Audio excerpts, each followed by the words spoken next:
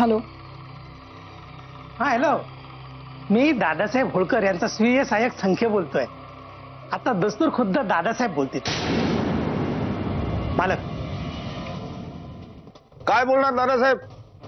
दस्तूर खुद्द दादासाहेब होळकर काय बोलणार? काय दादासाहेब होळकरकडे बोलायला राहिलंय काय? मोतीवाले बाई, बाई तुम्ही मोतीवाले बाई तुम्ही यायचं वचन दिलं होतं, तुम्ही आलाच नाही. You didn't turn at all. Mister Holkar काय ऍक्च्युली काय मिस्टर होळकर मोतीवाले बाई, अहो तुम्ही येणार म्हणून आम्ही त्या अंगाला अत्तर लावून आंघोळ केली, सुगंधी तेल शिंपडले अंगावर आम्ही.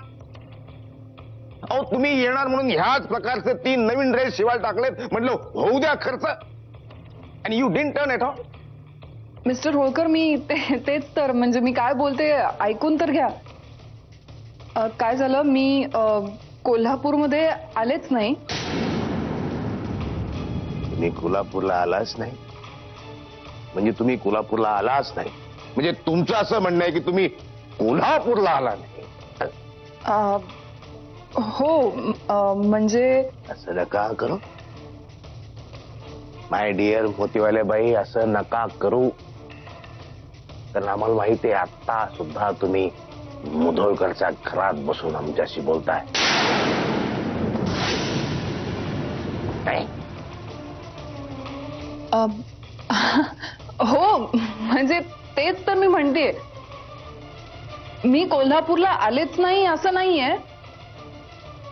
पण त्याचं कसं झालं, मी कोल्हापूरला आले आणि इथे आल्या आल्या ऍक्सिडेंट झाला माझा. ऍक्सिडेंट झाला?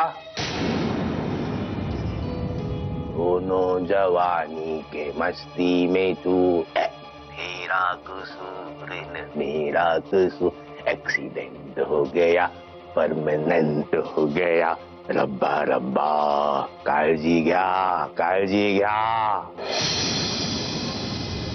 बरं मला सांगा, कसं ठरवलं ऍक्सिडेंट झाला हे मला सांगायचं? म्हणजे कसं सुचलं तुम्हाला हे? म्हणजे ही थाप कशी काय सुचली मला सांगायची?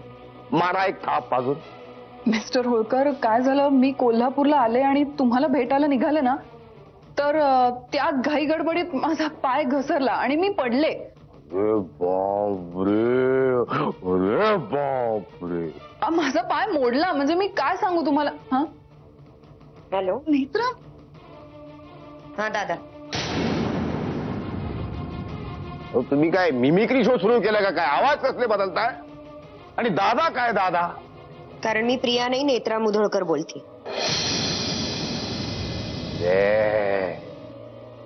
देखण्यात आहे after a long time.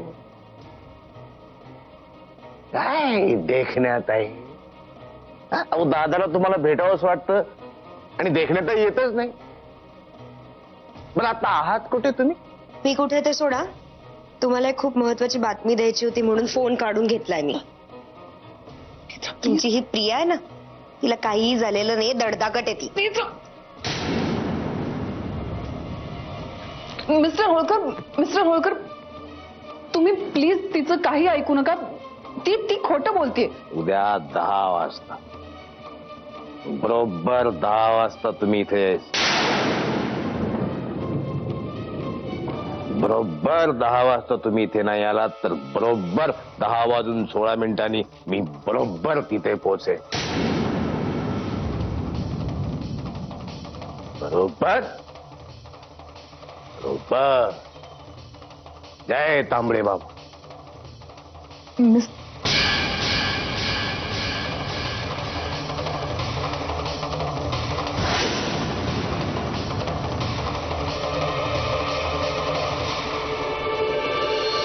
Hello काका. अरे किती वेळ लागेल तुम्हाला यायला? हा अच्छा, बरं बरं बरं. आणि हो शुभ्रा त्रास नाही देत ना? अच्छा बरं, या लवकर. काय रे? अगं राहवलं नाही, मला आणखी 1 कप कॉफी हवी. कॉफी? बरं आणते. अगं नाही, ती 1 कप कॉफी कधी प्यायला आवडेल मला, पण आता मी आलोय ते त्यासाठी नाही. मग गाडी बंद पडली माझी, कशी बशी गल्लीच्या तोंडापर्यंत गेली आणि मग ढेपाळली. बॅटरीचा प्रॉब्लेम झाला बहुत. अरे देवा, मग आता?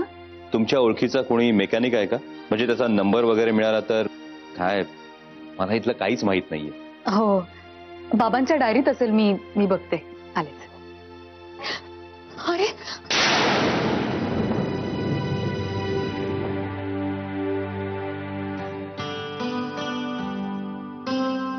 सॉरी, मला अंधाराची खूप भीती वाटते.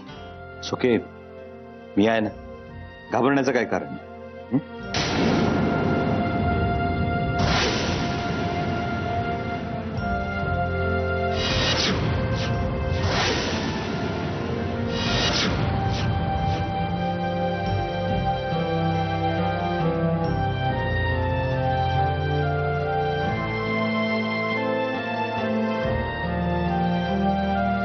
हे आपण मेणबत्त्या शोधूया.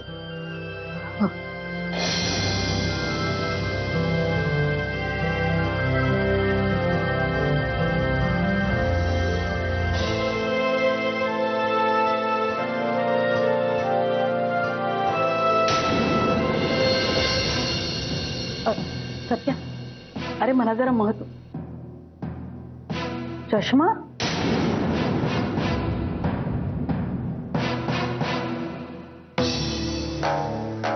अरे म्हणजे चष्मा कोणाचा घातलाय? कोणाचा म्हणजे काय, माझाच आहे तो.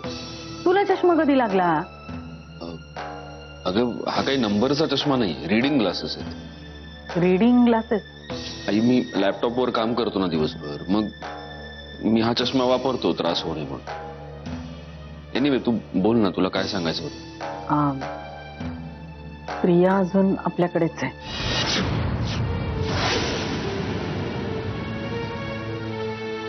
नाही म्हणजे आज ती जिन्यावरून पडली, पाय घसरून. पाय मुरगळलाय तिचा. आम्ही तिला डॉक्टरांकडे घेऊन गेलो होतो. फ्रॅक्चर नाहीये पण वेदना आहेत रे पायाला. तर ती इथे म्हणजे दुसरा काही पर्याय नाही ना. कळलं. पुढे? सुहासराव 2 दिवसांनी येणार आहेत दिल्लीहून. परवापर्यंत ती असेल.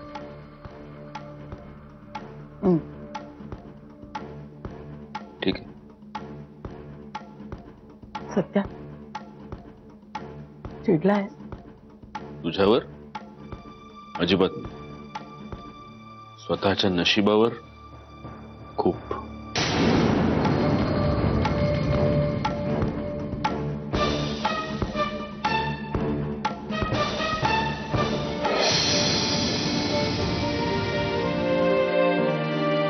लाईट गेले की जाम कंटाळा येतो रे. केवढी कामं करायची होती मला.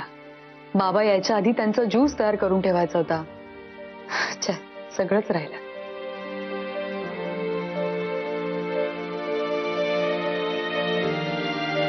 मला मेणबत्त्यांचा प्रकाश खूप आवडतो. हा,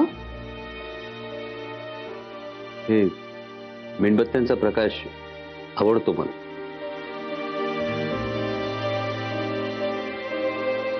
त्याच्यात धग असते पण आपल्या डोळ्यांना गारवा मिळतो.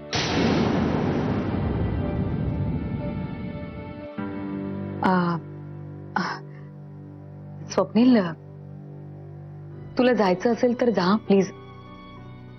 तुला उगाच उशीर नको व्हायला. अंधाराची भीती वाटते ना तुला? हो पण आता अंधार कुठे आहे? आपण मेणबत्त्या लावल्याच की. आणि तुला तुझी गाडी रिपेअर करून घ्यायची. तू फोन केलास का मेकॅनिकला? नाही, टोईंग व्हॅन घेऊन निघालाय तो, फोन करेल. अच्छा.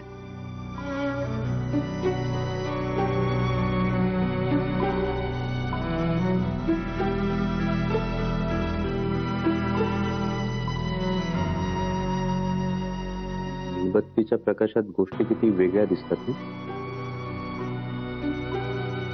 हा, सुंदर दिसतात.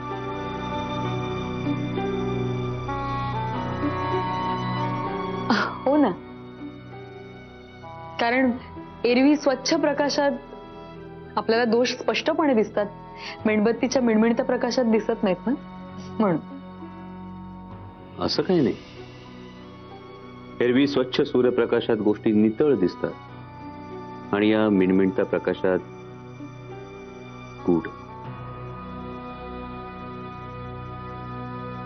आणि जे गूढ असतं ना,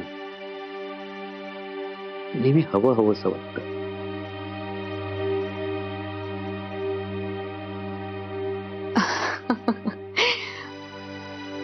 तू नक्कीच कॉलेजमध्ये असताना कविता केल्या असतील.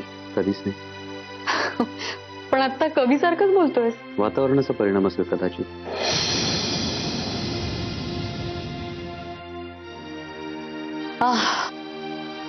Thank God. I don't thank God. कारण काय, आयुष्यात पहिल्यांदा कोणाला तरी मी कवी वाटायला लागलो होतो आणि तेवढ्यात अरे आले. शुभ्राने त्रास नाही दिला ना? नाही नाही, झोपली. हो. अगं गाडी बाहेर टकामका बघत होती. मोठी झाल्यावर लय भटकणार आहे बघ. हा आलीच मी. हो. अरे स्वप्नी, तू अजून इथेच आहेस? मला वाटलं गेला असेल तू म्हणून. ऍक्च्युली गेलो होतो पण परत यावं लागलं. गाडी ब्रेकडाऊन झाली. मग आता जेवूनच जा तू. नाही नको काका, अहो कुठल्याही क्षणी त्या मेकॅनिकचा फोन येईल, जावं लागेल. आमच्या आग्रहाला थोडाच बळी पडणार आहेस तू. हा म्हणजे तू जरा आग्रह कर ना, बघ थांबतो की नव्हतो.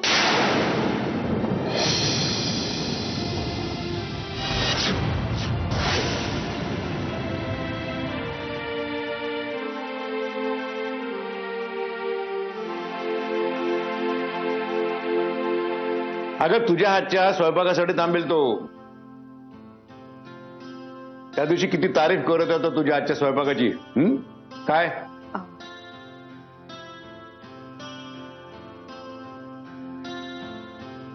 नाही काका, खरंच जावं लागेल मला. अरे दादा, जाऊ दे ना त्यांना. नाही म्हणजे त्यांची गाडी आधी दुरुस्त होणं महत्वाचं आहे, नाही का?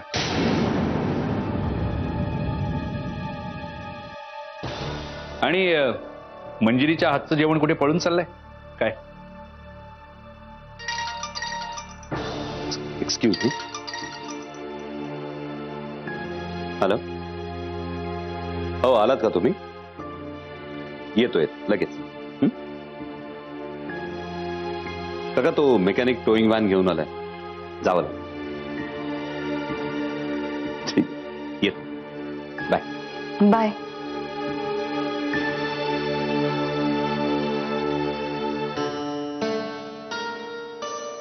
बाबा, मग काय म्हणाले डॉक्टर? काय नाही ग, डॉक्टरांनी सांगितलंय कुठल्याही प्रकारचा स्ट्रेस घेऊ नका, आनंदी राहा. मी तर आनंदीच आहे. आता तर खूप आनंदात आहे मी.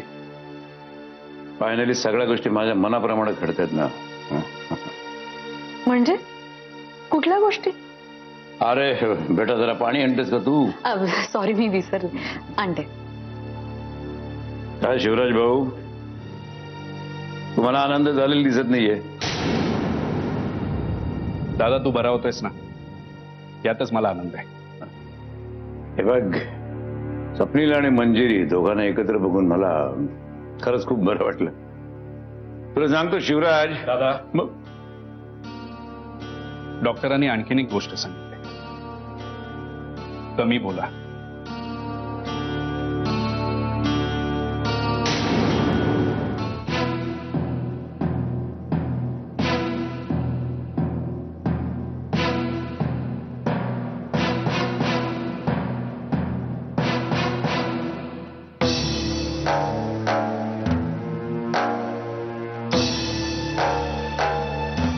उपयोग काय एवढं सगळं नाटक करून? 2 दिवस झाले या घरात. सत्यजितला नीट बघताही आलं नाही. आत्ताही तो बाजूच्या खोलीत असेल एकटा, आणि मी इथे एकटी. पण प्रिया, पाणी घोड्यापर्यंत कधीच चालत येत नाही, घोड्यालाच पाण्यापर्यंत जावं लागतं.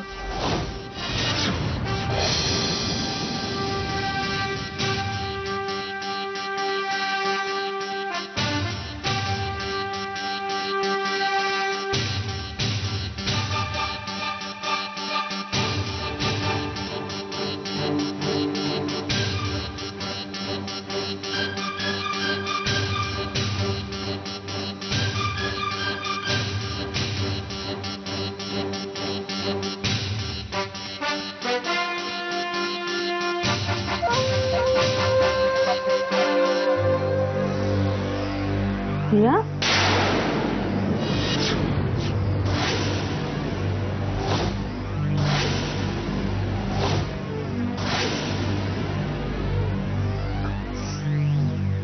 आता कुठे चालली आहेस? नाही पाणी पाणी प्यायला. पाणी इथे ग्लास मध्ये आहे.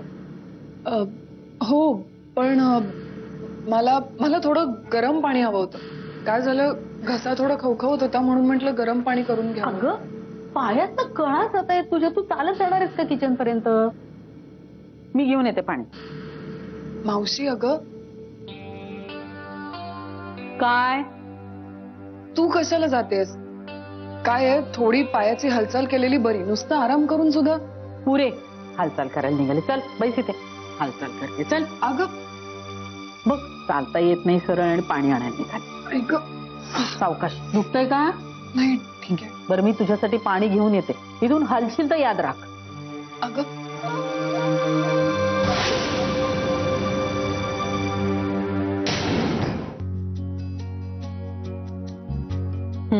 उपमा. मावशी चहा आणि परत वरतून उपमा. हो आणि उपमा खाल्ल्यावर पुन्हा थोडासा चहा घ्यायचा. काय रे, मावशीच्या हातच्या उपम्याला नाही कधीपासून म्हणायला लागलास तू? तू गेलायस म्हणजे काय? मग येतो. पुन्हा घ्यायचं? हो हो.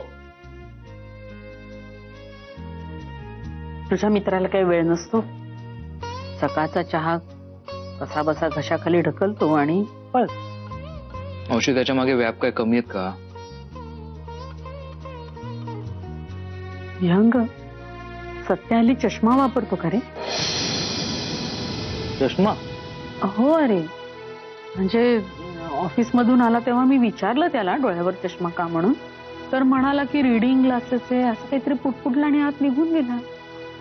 हा अगं तासन तास त्या लॅपटॉपवरती काम करत असतो ना, त्या ग्लेअरचा त्रास होतो म्हणून मीच सांगितलं कामाच्या वेळी लावत जा. नंबर वगैरे नाहीये, काळजी नको करूस. हा काय हल्ली आमच्यापेक्षा तुझ्या सहवासात जास्त असतो. म्हटलं तुला नक्की माहिती असेल म्हणून विचारलं. काय त्याला हवं नको विचारणारा हक्काचा माणूस नाहीये ना घरामध्ये सध्या. असं काय म्हणतेस मावशी? अगं तू आहेस ना. मी किती दिवस पुरणार रे त्याला? यंग सरनाईकांच्या घरी तुझं येणं जाणं होतं का रे? मंजिरीशी काही बोलणं झालं? काय आहे ना, ती तुझ्याशी जरा मनमोकळेपणाने बोलते. तू जरा बघ ना तिची समजूत घालून. तिला म्हणावं सत्यात चुकलं, मान्यच आहे, पण प्रायश्चित्ताला पण काही किंमत आहे की नाही? मी बोलतो, तू काळजी करू नकोस. निघू मग? उपमा मस्त. सावकाश. चल.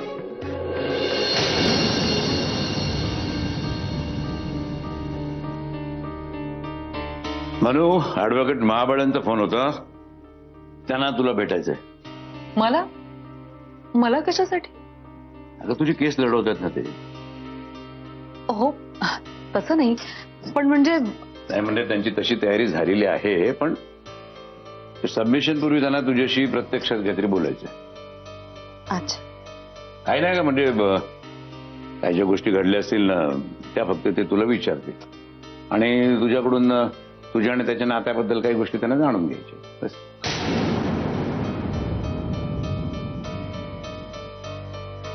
मला माहिती आहे सगळं त्रासाचं आहे,